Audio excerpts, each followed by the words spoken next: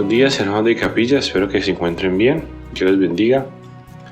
Hoy estaremos viendo el capítulo 34 del libro de Génesis y he titulado este devocional La ira del hombre no obra la justicia de Dios.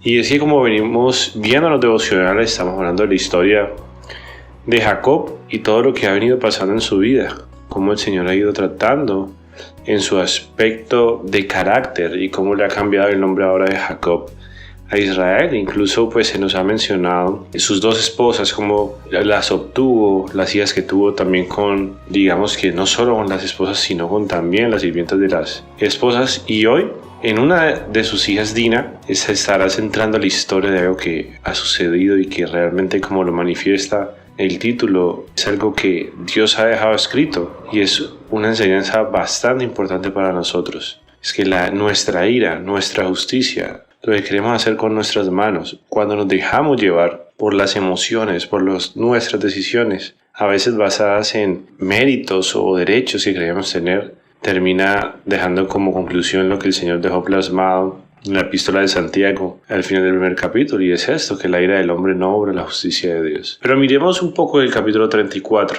Estaremos viendo las secciones, sacando un par de enseñanzas secundarias con respecto al tema y viendo y analizando por qué pasaron estas cosas, por qué sucedieron de esta forma y cómo hay enseñanzas para nuestra vida en esa porción de la palabra. Y a la final estaremos hablando del tema central para este devocional. Así que les invito a leer el capítulo completo porque estaremos haciendo mención de algunos versos y iremos del verso 1 en adelante varias veces yendo y viniendo. Es que en los versículos del 1 al versículo 5 se nos presenta que Dina es deshonrada por Siquem y aparecen estos dos personajes como principales para la historia del capítulo que estaremos estudiando el día de hoy. Dina, siendo la hija de Lea, dice que sale y va a conocer las hijas del país donde estaban habitando. Quería hacer relaciones y en eso la ve Siquem.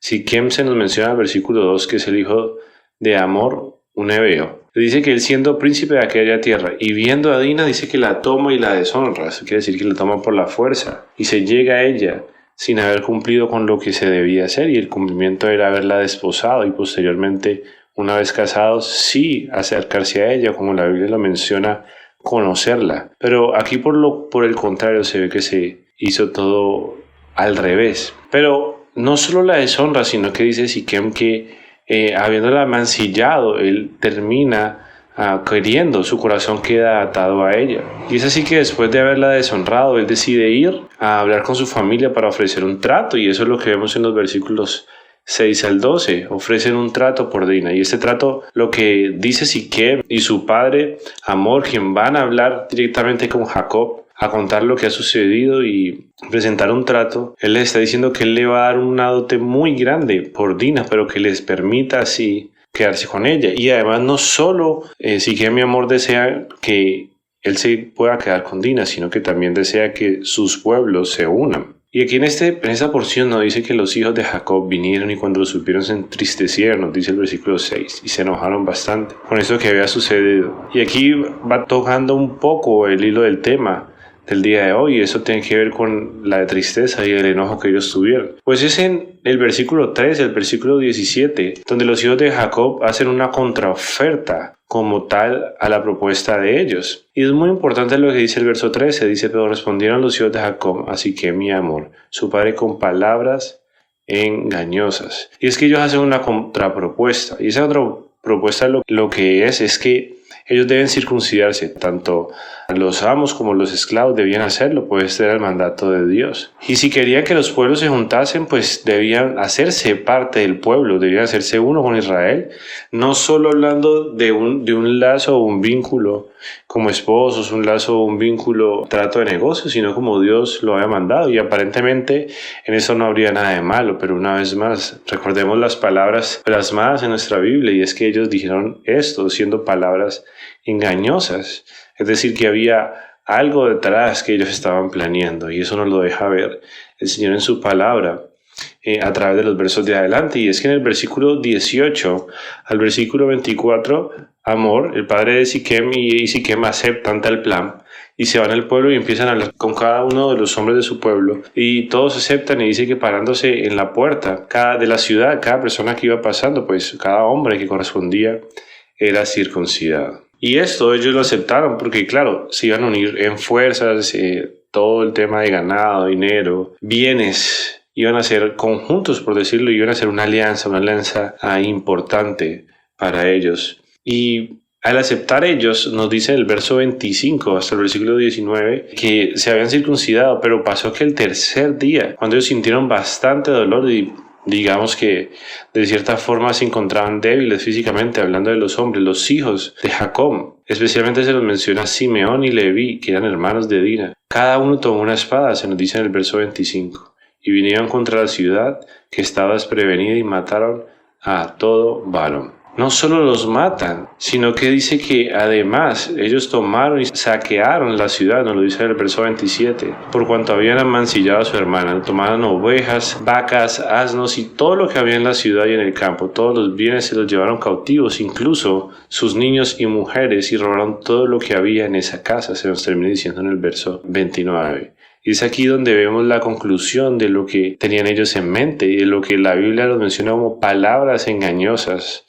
Terminó resultando siendo, y el motivo y la raíz y la consecuencia de todo esto, el Señor nos lo plasma en el verso 30 y 31. Pues Jacob le dice a Simeón y Leví que le han hecho un gran daño a él, pues ahora todas las naciones de la tierra se juntarían, y siendo Jacob una familia pequeña, él veía que los iban a derrotar, que iban a acabar con ellos. Pero los hermanos, hablando de Simeón y Leví, responden en el verso 31. Había él, hablando de Siquem, trataba a nuestra hermana como una ramera. Y es aquí donde está la justificación, y por eso digo la raíz y la consecuencia de todo. Entonces esto es el capítulo 34, pero vamos a algunos puntos secundarios. Viéndolo desde el principio, cuando Dina es deshonrada, creo que podemos ver y tomar como enseñanza el cuidado de nuestros hijos, el cuidado de las amistades que ellos desean tener, a dónde van, con quién van. Y porque de cierta forma, al estar ella, tuvo que haber estado en un lugar de vulnerabilidad para haber sido tomada de la forma como fue tomada. Y como digo, esto debe ser una enseñanza importante para nosotros, los padres, pero también para aquellos jóvenes que están adolescentes, niños, ¿sabes? Es saber con quién nos estamos juntando, ser astutos a la hora de salir, no salir con cualquier persona, tomar las medidas de seguridad. Estamos en un mundo de verdad bastante malo, y como dice la palabra, el león anda suelto mirando a quién devorar, y esto lo habla de Satanás. Número 2, padres, miren lo que sucede. Luego se nos dice que Amor ni siquiera fueron a hablar con Jacob y estaban hablando con él, pero realmente la historia se vuelca a lo que sintieron, pensaron los hijos, lo que hablaron los hijos, lo que hicieron los hijos. Realmente Jacob solo viene a aparecer al final del capítulo y nos queda hacernos la pregunta: ¿qué pasó Jacob? ¿Qué pasó con él? ¿Dónde estuvo todo este tiempo? Y sin lugar a duda pudiéramos decir lo siguiente: los hijos de Jacob han visto mientras iban creciendo cómo era Jacob, cómo antes de que su nombre fuera cambiado a Israel, cómo era, los tratos engañosos que hacía, la astucia que él tenía, cómo se movía. Y no pretendo con esto a culpar directamente por el comportamiento de sus hijos a Jacob, pero sí tiene mucho que ver, y es una segunda enseñanza importante para nosotros. El ejemplo que estamos dando, cómo estamos modelando el seguir a Jesús. Realmente lo que refleja nuestra vida es el modelar de Jesús o el modelar del mundo, y esto nuevamente aplica para padres como aquellos que no son padres también. El ejemplo puede afectar a las personas que rodean. Como punto número 3, también es importante hacer frente a los problemas que vienen y suceden. Es decir, Dios en su infinita sabiduría nos ha entregado un rol el cual debemos cumplir. Y en ese rol hay ciertas responsabilidades que ha puesto, y es el rol que competía a Jacob era responder por lo que aquí había sucedido, como había mancillado el nombre de Dina, pero lo que terminaron haciendo fueron sus hijos, y de una muy mala forma. Número 4, hablando del verso 3, esa expresión que les decía anteriormente, palabras engañosas. Hay que tener mucho cuidado. Si pudiéramos reemplazar estas dos palabras con la intención de estos hijos, hablando de Simeón y hablando de Leví, simplemente pudiéramos hablar de iniquidad. Es decir, esos pensamientos, esos deseos, algo que uno planea para desagradar a Dios, que uno sabe que no está correcto, pero aún así planea y maquina hacer lo incorrecto. Y para esto debemos tener mucho cuidado, porque si en algo somos buenos, es simplemente en desagradar a Dios. Está en nuestra naturaleza hacerlo. Y a veces, como decía en la introducción del devocional, nos dejamos mover por sentimientos, por razón, por derechos. Creemos que como sucedió algo, yo tengo la potestad de responder de forma recíproca. Y no es así. Ellos han engañado a todo un pueblo. Creo que una de las mayores equivocaciones con casos como estos, cuando hablamos de venganza, y lo pueden ver reflejado en nuestras vidas, es que jamás el pago de lo que nosotros consideramos justo a lo que sucede con la venganza jamás es proporcional con el daño que nos han hecho. Cuando nos hacen un daño, nosotros retribuimos y normalmente el costo que buscamos es peor. Por eso vemos escenas como que en un empleo de atención al cliente, la persona que viene a tomar el servicio, si se siente atacada, si no se siente bien atendida, amenaza al personal con hacerla despedir. Y vemos que hay una desproporcional abismal dentro de sentirse irrespetado con un trato.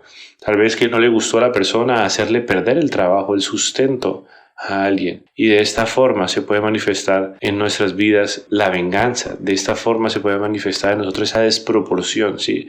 Alguien hiere nuestros sentimientos, nuestro ser, nuestra parte física, alguno de los nuestros. ¿Y cuál es lo que estamos buscando retribuir? Siempre, de verdad, es algo desproporcional. Aquí Siquem, quien había deshonrado, mancillado el honor de Dina, no fue el único que pagó. También lo hizo su padre y todos los hombres de ese pueblo lo hicieron. Sin lugar a duda fue desproporcionado esa venganza que hicieron con su pueblo. Y llegando pues al final, al tema principal, hablando de la raíz y la consecuencia, está en el verso 31 sobre esa pregunta. ¿Había él de tratar a nuestra hermana como una ramera? Decían Simeón y Leví. Iba muy enfocado a lo que les decía. Ellos creyeron tener el derecho de tomar venganza por mano propia.